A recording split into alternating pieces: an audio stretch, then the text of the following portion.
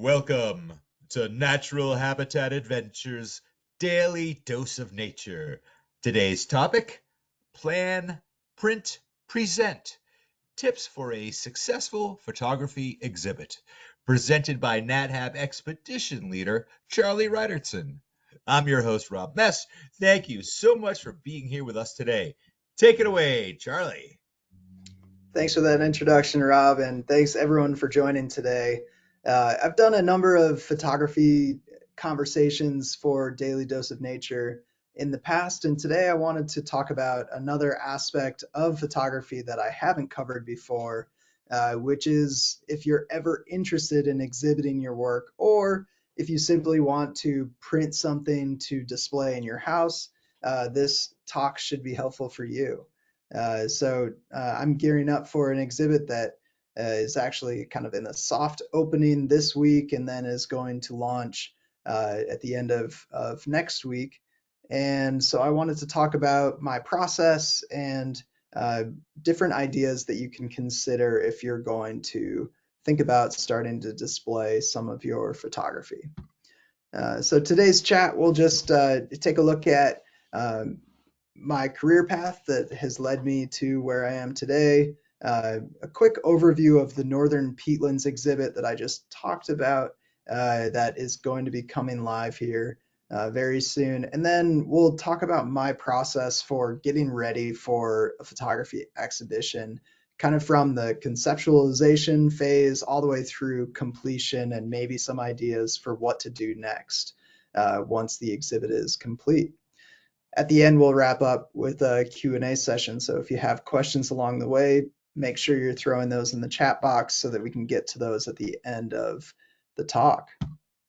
So just to kick things off, I've been working in science communications for about 10 years, and I've done that in a number of different ways, from actually being a teacher in the field to being an expedition leader for natural habitat adventures, and then also doing writing, photography, and communication strategy.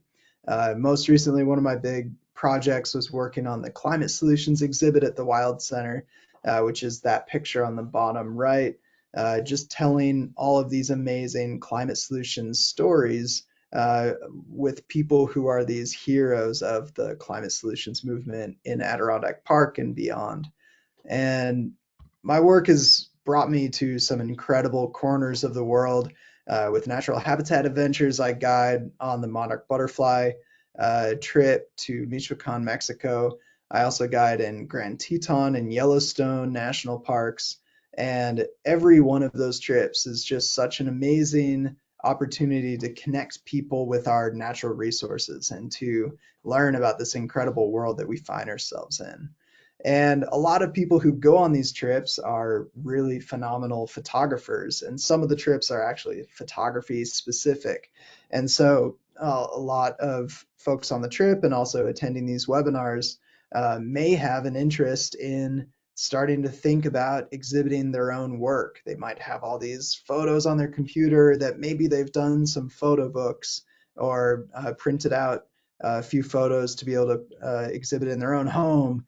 And maybe it's felt like putting together a full exhibit is slightly out of reach, but depending on how you do it and how you approach it, it can be a really manageable thing, and it could be a really gratifying way to share your work with others. And that's really, for me, a big part of my mission, is to try and capture some amazing moments in the natural world to be able to ignite people's sense of wonder and hopefully to be able to inspire further conservation of the critters that we share this world with.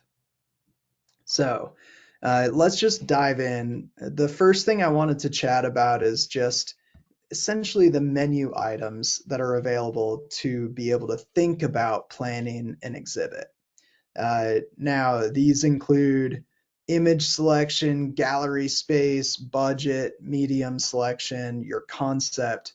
These are kind of the big categories. Underneath each of these categories, there are a lot of different considerations.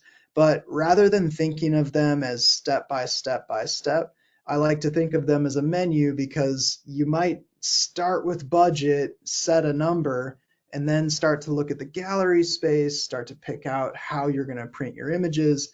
And you might return to the budget to say, actually, it needs to be different based on these factors. And so, uh, for example, here's one workflow where you work from setting your budget to developing your concept and allowing those things to help you select how you're going to print your images, how you're going to select your images, and then looking at the gallery space to inform all of that.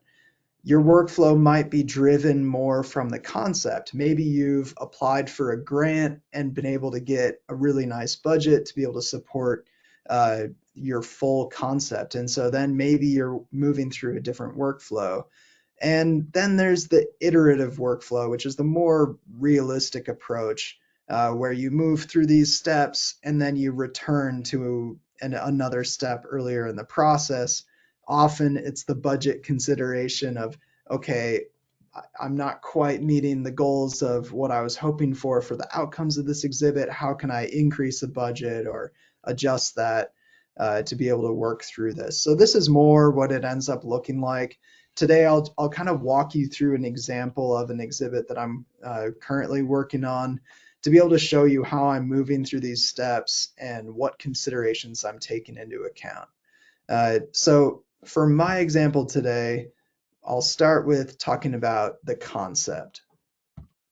I've been working on the Northern Peatlands project to be able to raise awareness of our peatlands.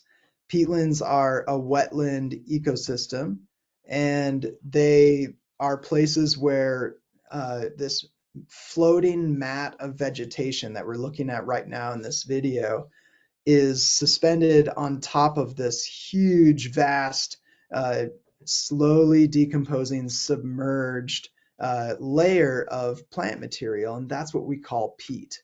And these places are incredibly important because plants and animals live here that cannot live anywhere else in the world. They rely on these very specific circumstances here. And on top of that, they provide this amazing ecosystem service of purifying our water, and giving us clean air, all of these amazing services that would not be provided if we weren't able to conserve these areas.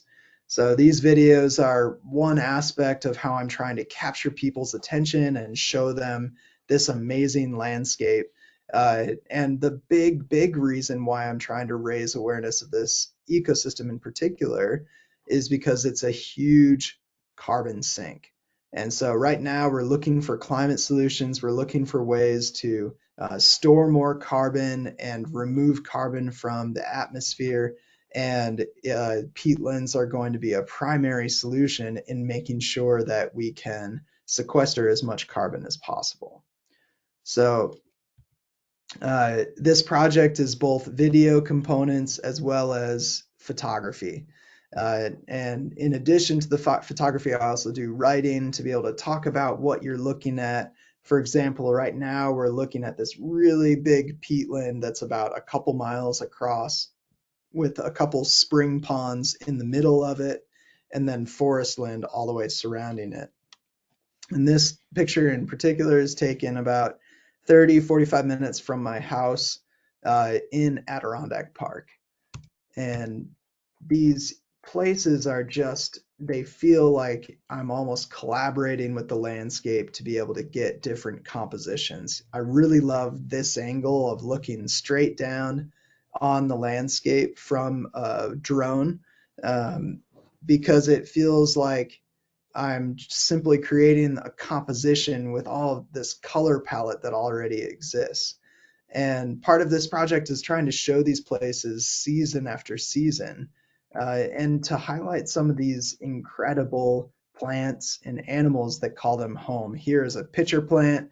These plants are carnivorous, where they've got this nectar sitting in that cup, and that nectar is laced with a toxin.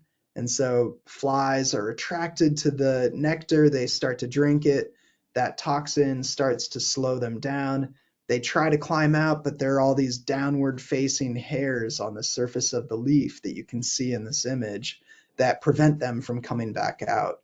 And eventually they are digested in that fluid inside the cup, and the plant uses that to supplement the nutrients that they need to survive.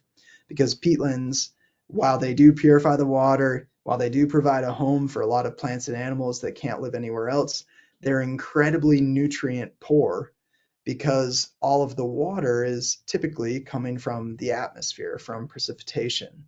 Different types of peatlands can also have other water sources from the groundwater, but generally they are really nutrient poor because the plants are remaining submerged, and they are not exposed to oxygen, so they're not able to fully decompose in the way that they normally would. So this Northern Peatlands project, as you can tell, I get really excited about talking about different aspects of it. I can go down any kind of a rabbit hole. And so I've been publishing articles along with these photographs, along with the videos, to be able to transport people to these ecosystems and really, hopefully, to try and change their perception of a place that if they visited, maybe they'd be, turned off by all of the bugs that are biting them and swarming them, or maybe they would see it and just kind of think of it as a wasteland, because when you're out in the midst of a bog or a wetland, sometimes it just comes with negative connotations. And so by trying to show all the creatures that call these places home, to tell their stories and to show the beauty of these places, I'm hoping that people will want to protect them more. So that's the Northern Peatlands project at large, which really gives me the concept for the exhibit. So I feel that publishing online and in some magazines, the scope of impact that I can have is limited. And I think having a physical exhibit where someone can see that video on a really big scale and be able to get into the really intricate details of these photos, I really needed to exhibit my work to be able to get to that level. And so the exhibit goals are to really transport visitors to our northern peatlands, to raise awareness of the importance of these ecosystems, and hopefully to inspire conservation and restoration efforts. So that was really kind of the conceptualization. I wanted the exhibit to accomplish this thing. From there, I start to look at image selection. And as you can imagine, I've got hundreds and thousands of images to look through to be able to decide which ones are the strongest and the most important to share in this exhibit. And this is a painstaking process. It's really challenging. Right now, this is just a screenshot of a portion of my Lightroom library. Lightroom is the product that I use to organize and edit my photos. It's an Adobe product. I do another webinar on my workflow within Lightroom. I'm not going to cover that as part of this conversation. This is going to be more kind of the logistics behind the exhibit itself, exhibit designing.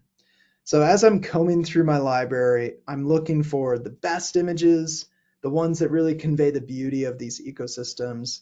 I want to highlight some of these mysterious plants and try and like capture some of the intrigue of peatlands.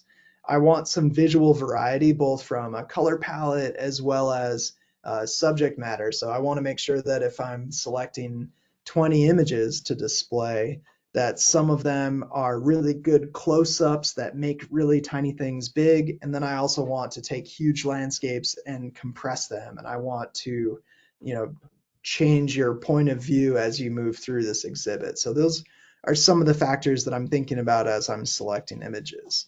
I also wanted to capture change across seasons in one particular peatland that I've been returning to season after season. And ultimately, I want these pictures to really ignite curiosity. I want people to see them and start to have all these questions associated with them, from just simply, what is that, to why is that color? Or, what plant is this? I've never learned about that. I've never heard about that. And hopefully it inspires them to learn a bit more and start down that pathway to understanding how important these ecosystems are. So I've got all those filters in my brain, and then there's obviously just the gut reaction, does this feel like a really powerful image? And that kind of comes back to looking for the best image. But one of the tools that I use to organize my thoughts around this is just a rating system. If you're using Lightroom, I use stars. I star my photos as I'm going through them. So I'll go through my library of thousands of images. And first, I'll just say it's like a binary yes or no. And I'll star it 1 star if I want to keep it, and no stars if I want to get rid of it. And I do this every time I upload my photos. I just go through and star the ones that I want to pay attention to. And then I do this iteratively. So once I have all the 1 stars, I just filter by that, and then I start selecting for 2 star photos.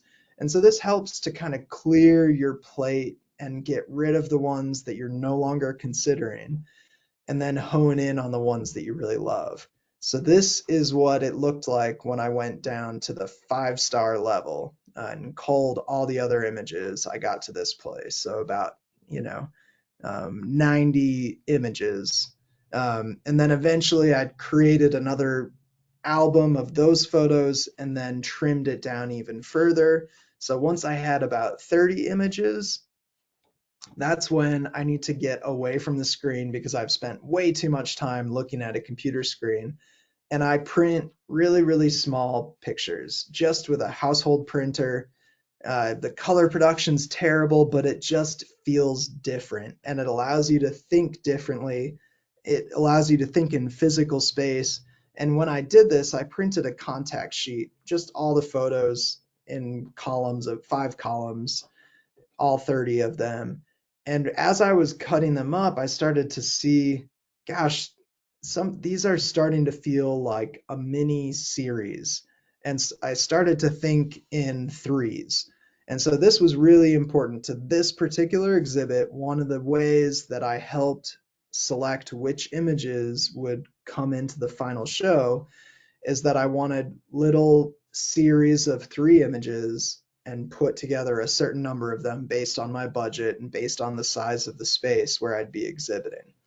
And that helped me ultimately select the final images that I wanted to display. But again, these are just 1 inch by 2 inch. Some people will send their kind of final cut to a printer to have that they're actually going to use as a test print to be able to see how the photos reproduce.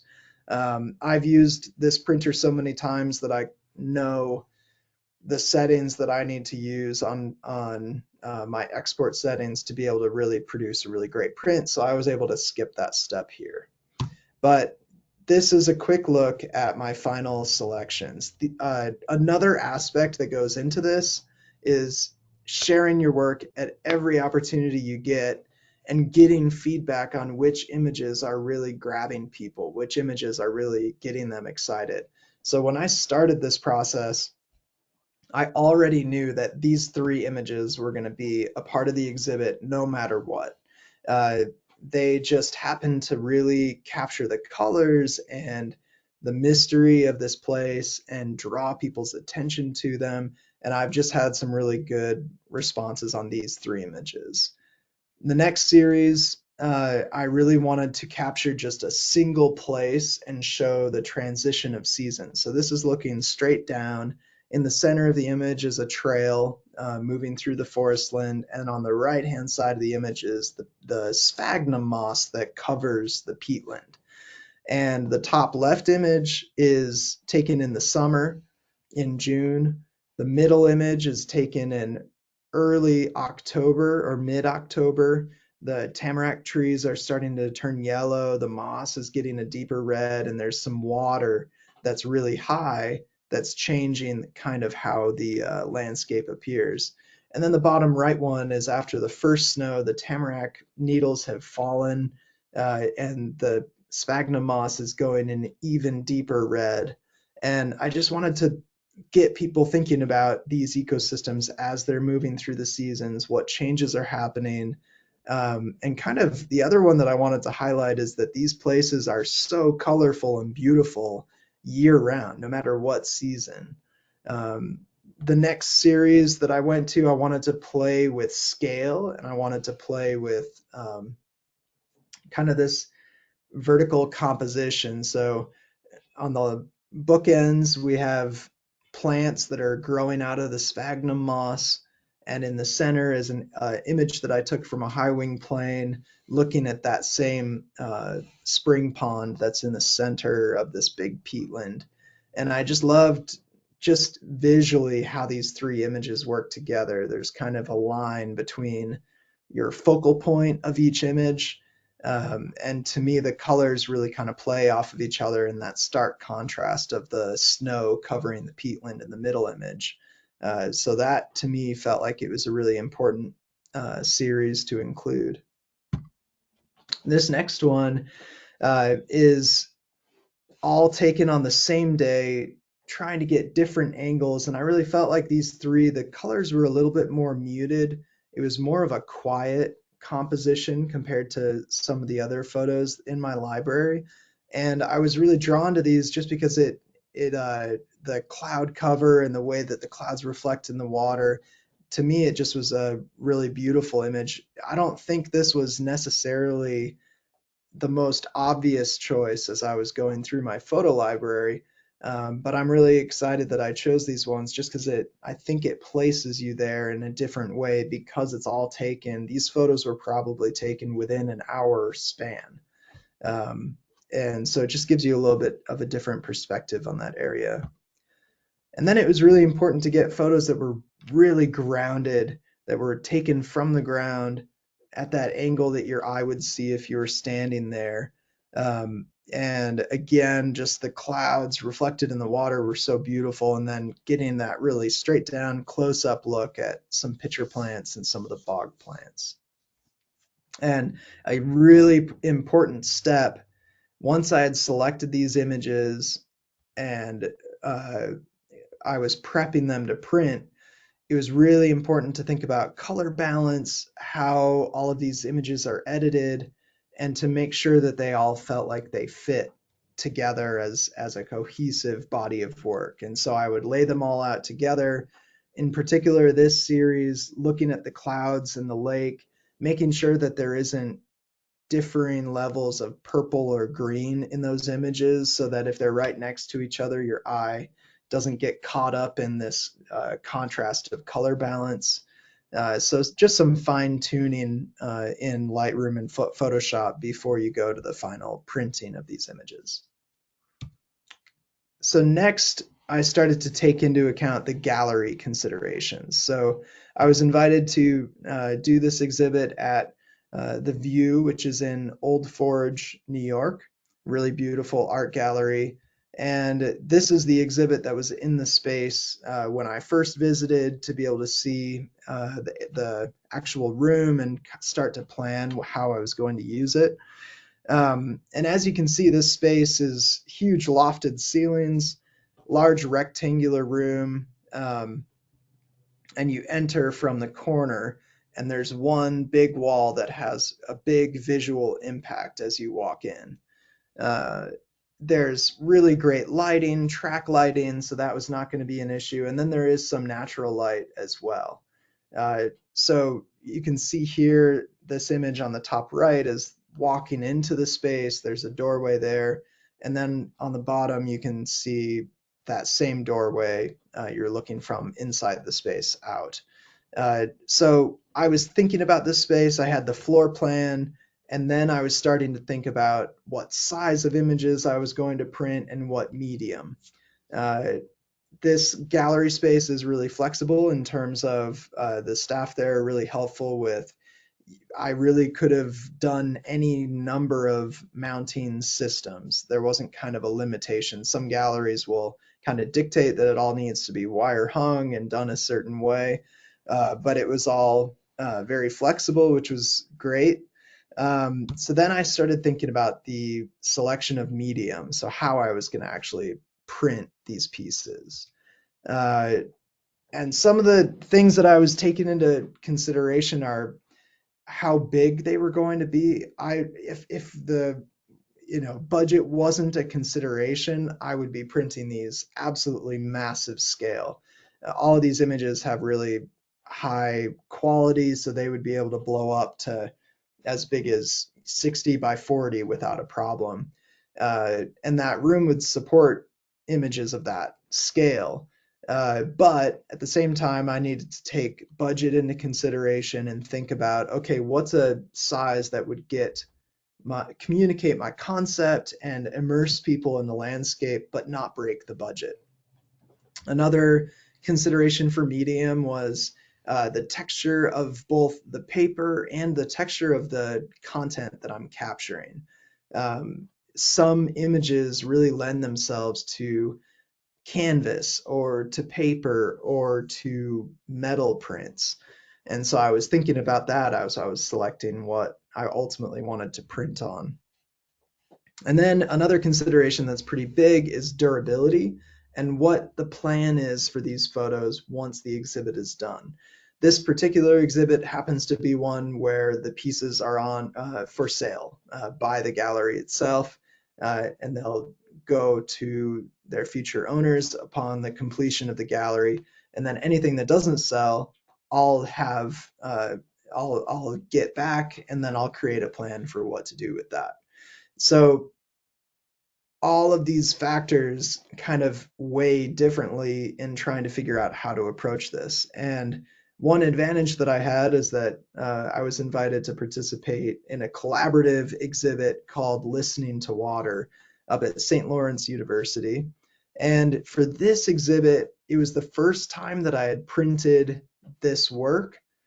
I knew that I wanted to do it really large scale, but I knew that I didn't have a budget to be able to go really, really large scale with a framed piece. And so I simply printed large scale on paper prints.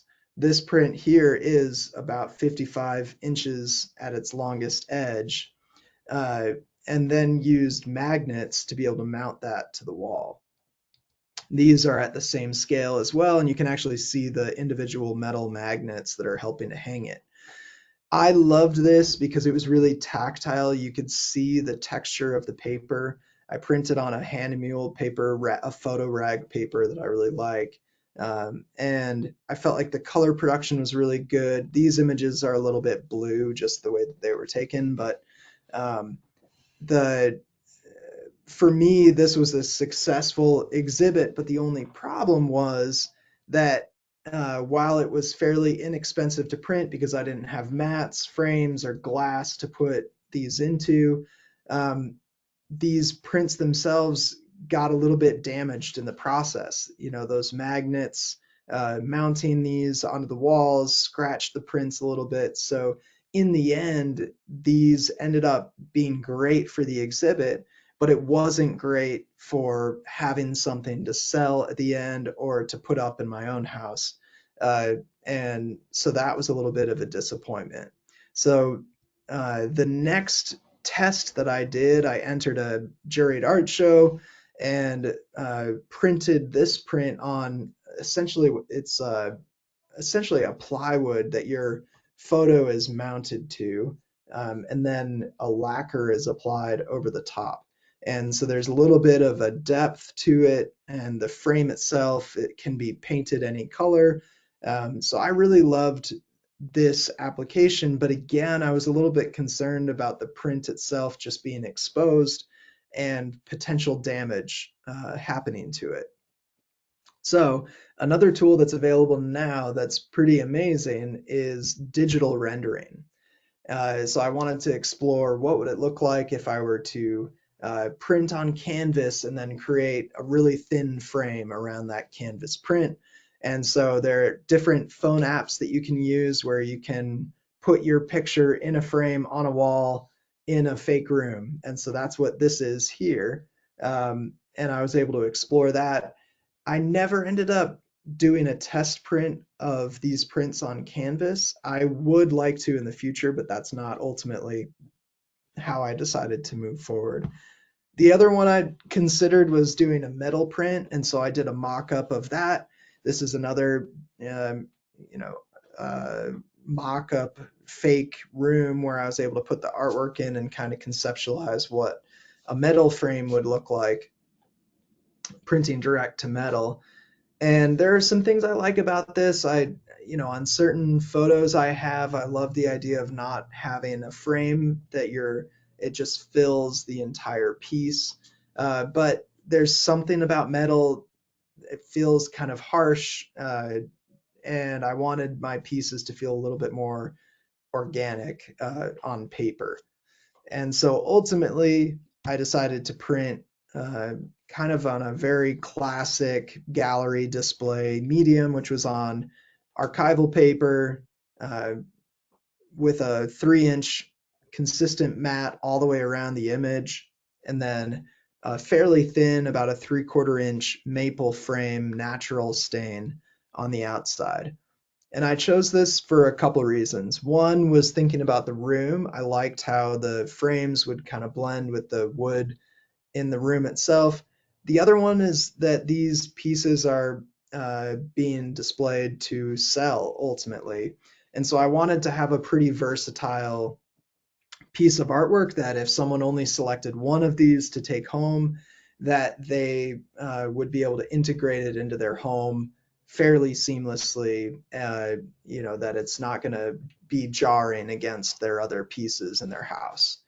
Uh, I ended up printing 2 different sizes. This picture is a little bit hard to be able to see the difference in size, but that image on the right is significantly larger. The long edge is about 27 inches long on the print itself, and about 36 when you include the frame.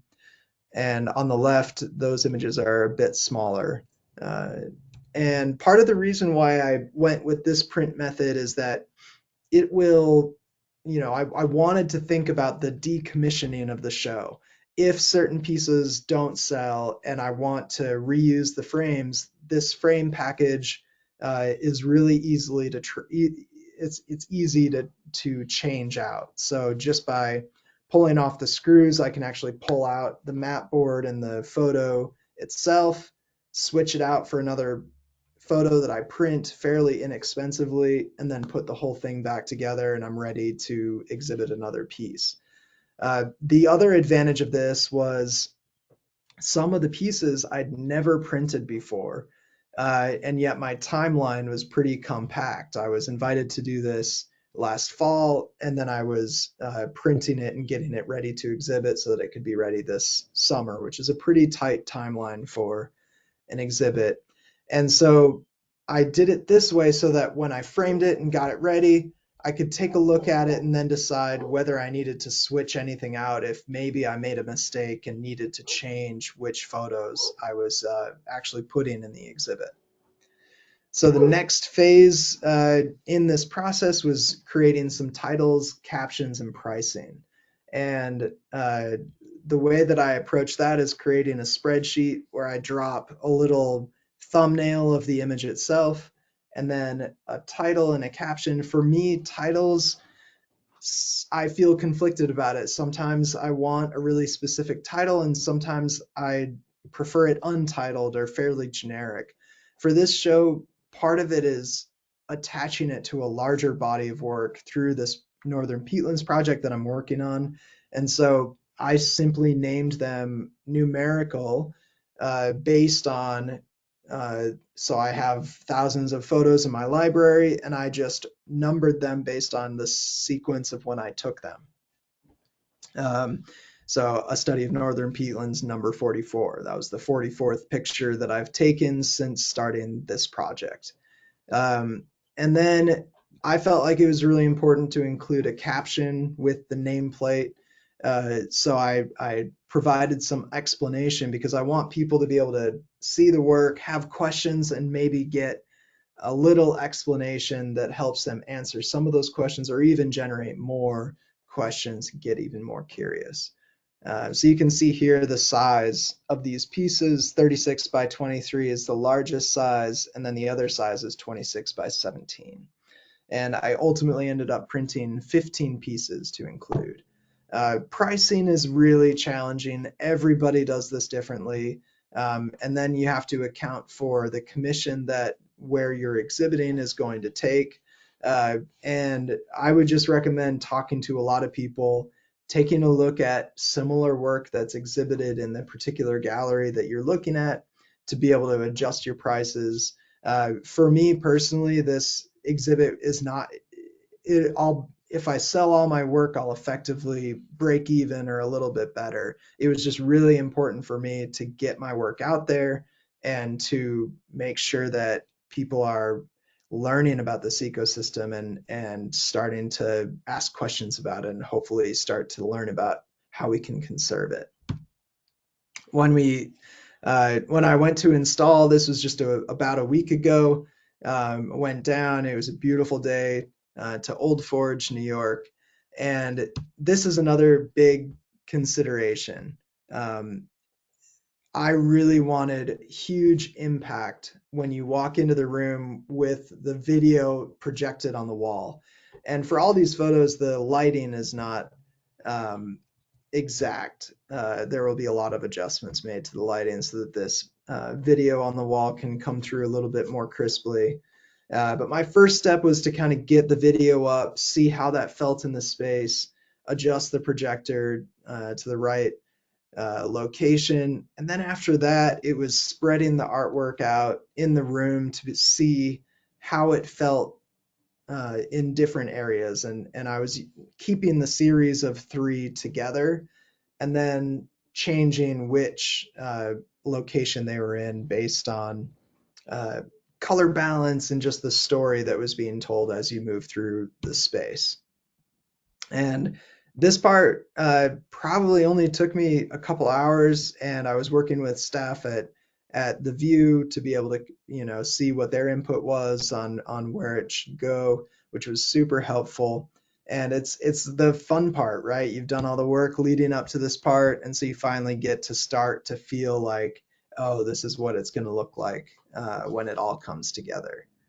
And so ultimately, I felt like from an image selection standpoint, I was really satisfied. I'd always love to see the work as big as possible, but I'm really excited for this to be up.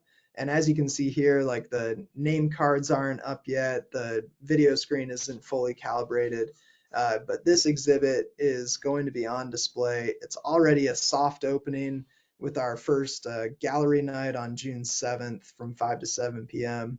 And I'll be doing an artist talk on July 11th from 6 to 7 p.m. at the View Art Center in Old Forge, New York. So if you've been excited about learning about peatlands along the way, you can scan this QR code, go to twoline.com/tracks, and there you're going to be able to read about this project, learn about this amazing place and all the critters that call it home.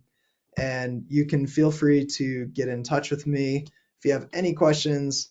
I really, one of the things that I maybe didn't emphasize enough is getting input at every part of this process as you're thinking about exhibiting or wanting to exhibit, showing your photographs to as many people as you can and hearing what their response is and what images they would select, and reaching out to peers who are working on similar types of photography or maybe thinking about doing an exhibit themselves. But I really encourage you, if you have any questions at all, feel free to reach out. And we're going to spend the next few minutes here taking any questions you might have. So thank you so much for tuning in. All right, Charlie, thank you so much. Now, before we start in with the question and answer session, I would like to remind everyone that you can submit your questions via the question field in your control panel. All right, let's get to some of these questions. So, what is the phone app you use for visualizing the photo in a room? That is a good question. Let me see here. I might have to look that up to be able to get back to you on that. But if you just Google free art visualization apps or 3D art gallery, a few things will come up. I think it was art.io was the app that I used. There are a lot of different free versions. Another trick, if you're familiar with Instagram, is you can take a picture of the room that you're thinking about, and then you can go and create a story on Instagram, and then you can, through their features, you can add a photo. And if you've already taken a picture of your artwork, you can put that on the wall within your Instagram app. So, and just don't post it, just save it to your camera roll. So there are a bunch of different programs that you can kind of visualize with. But I think art.io. Well, the next question's coming up. I'll see if I can get a quick answer on that.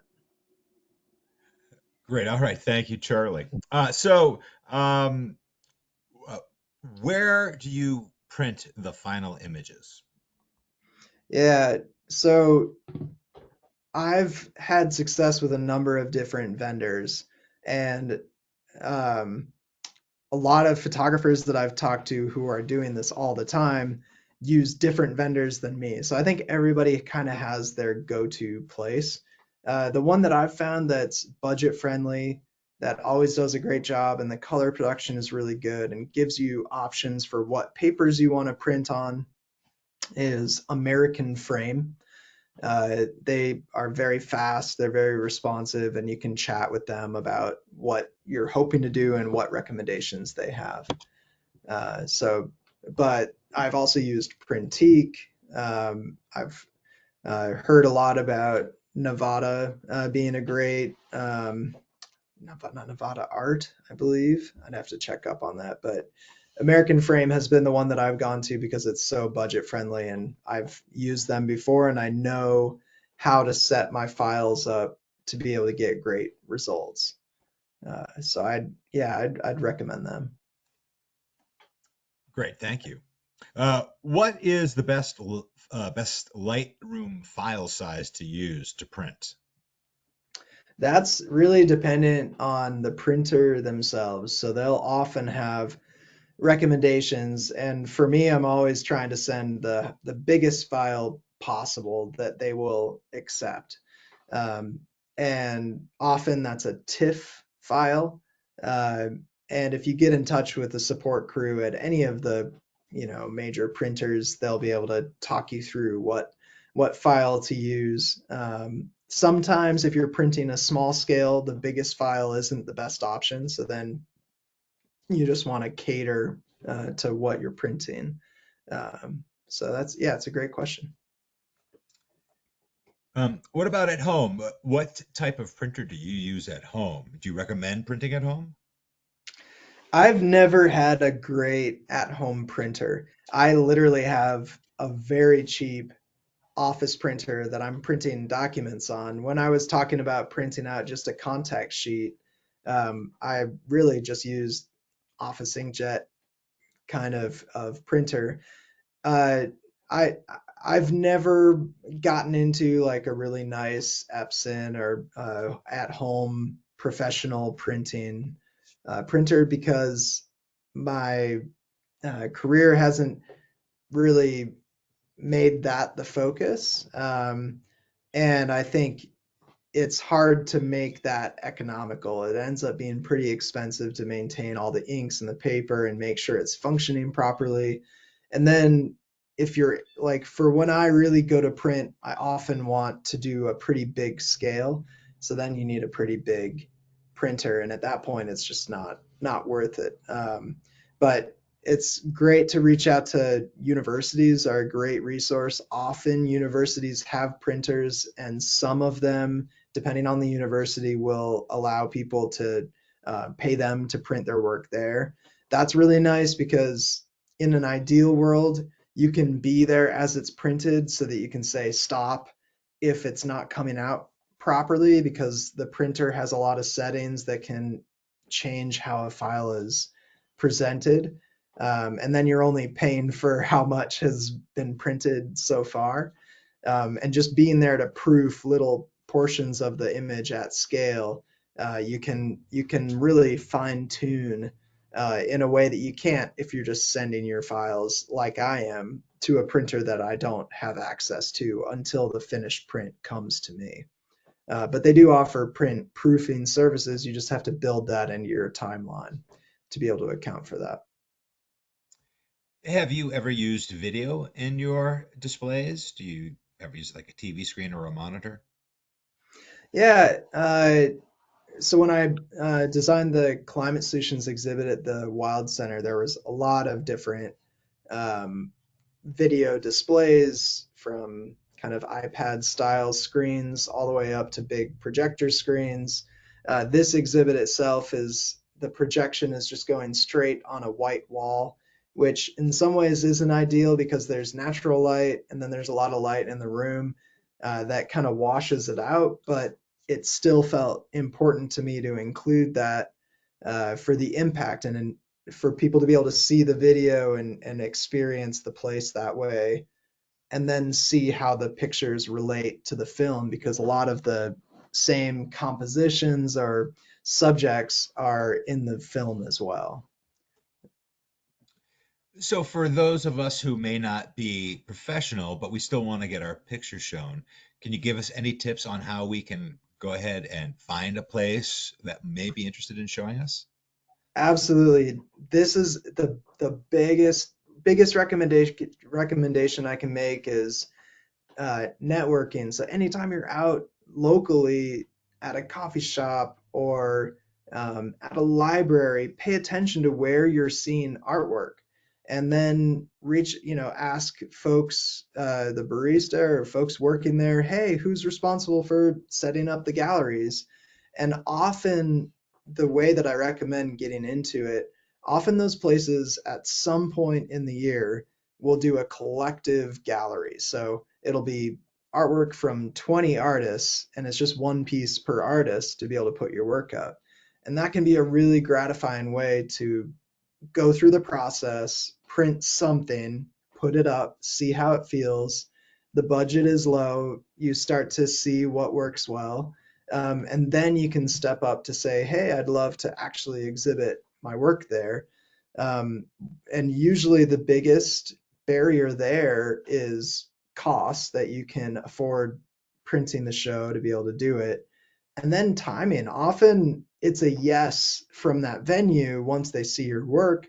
Uh, but it might be, hey, I'd love to do that. And the next opening we have in our schedule is a year and a half or 2 years from now. So it's a patience game of making sure that you're reaching out to folks now so that eventually you can have something. The other thing to watch out for is galleried art shows. So if or juried art shows, sorry.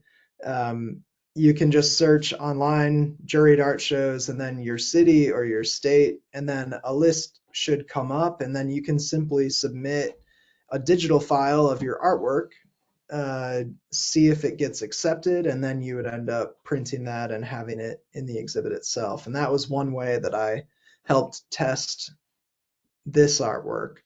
And just start to get connected to people who are doing work similar to yours, whether it's joining, like if you love taking pictures of flowers or pollinators, uh, or prairies, joining a group that helps restore those places or volunteering for a conservation group.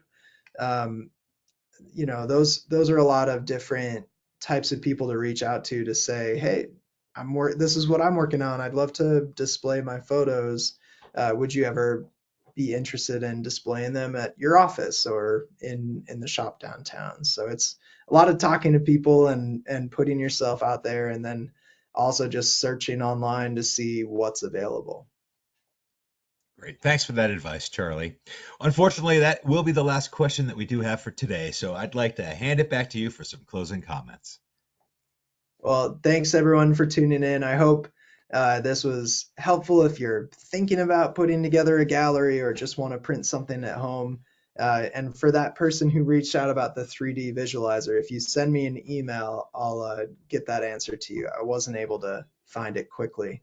But thanks for tuning in and have a great rest of your day. Charlie, thank you so much for taking the time to present for us today. And I'd also like to thank everyone who tuned in today. So if you're interested in information on how you can travel with NatHab, give us a call at the number on your screen, or you can send us an email at info@nathab.com. Our adventure specialists are happy to help you out. Join us tomorrow for our next Daily Dose of Nature. You can check out this week's lineup, including registration links, on our website at nathab.com/webinars. We did record today's presentation, and we will have the replay available on our website soon. With that, I will conclude the webinar. Goodbye, everybody. We'll see you next time.